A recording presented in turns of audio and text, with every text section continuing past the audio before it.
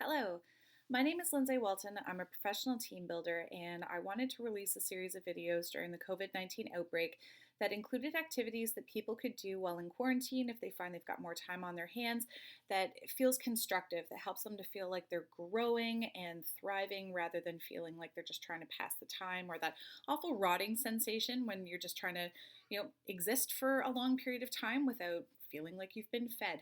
I want you to feel fed, and so we're going to invest in you. And this video is a suggestion, a recommendation that if you have extra time on your hands, now is an amazing time to reevaluate your budget. Before you stop this video going, I don't want to look at that, I don't want to talk numbers. If you had that reaction, that's actually really important to pay attention to, because if you had that kind of emotional response, chances are you know that there is something waiting for you in your budget that you've been avoiding.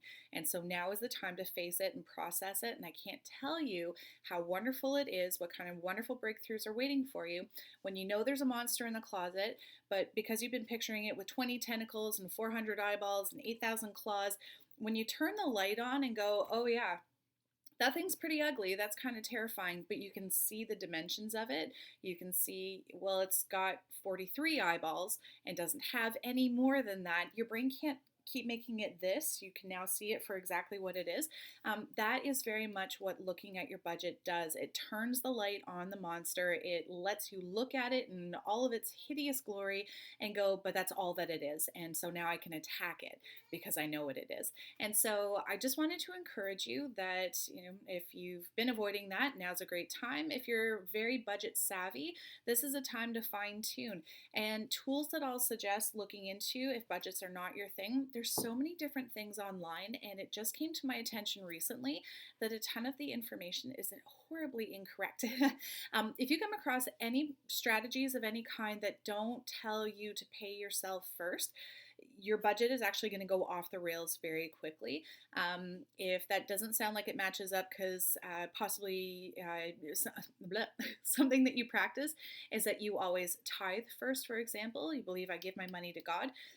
By looking at pay yourself first. Pay yourself first is not asking you to violate any faith principles.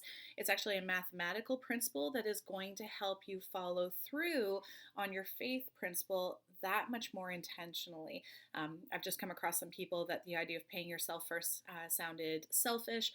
They weren't giving, or they weren't being faithful, and it's actually the complete opposite of that. Please look for budgeting strategies that are going to tell you to pay yourself first. And for anybody who's looking at doing their home budget, their personal budget, if you're looking for extra help, I highly recommend grab a digital copy of this, look for reviews, look up the author, just dig into the material that is found in Wealthing Like Rabbits by Robert R. Brown. It's great, especially because it has zombies in it, and anything that is accessible language for building a budget, I just love. So he did a great job, and it's very practical. It's going to help you with everything from planning for retirement to debt reduction to rearranging your numbers during COVID-19, because maybe you're not working right now and things are going to look different for a while. This is going to help. If you are a business, what a great opportunity to dig into the 80-20 principle. So chances are that 80% of your income is coming from 20% of your clients, or from 20% of your services. 80% of your headaches are coming from 20% of the sources. This is a great thing to do, to look at how you can make your life so much easier, get rid of headaches that have been hiding in the background for who knows how long, how to really identify, what is leading to your company thriving, and so therefore how can you invest more of your time, more of your team, more of your budget into those things. So for businesses, this is just such a good opportunity to do that 80-20 principle activity, and Richard Koch is the writer of this book.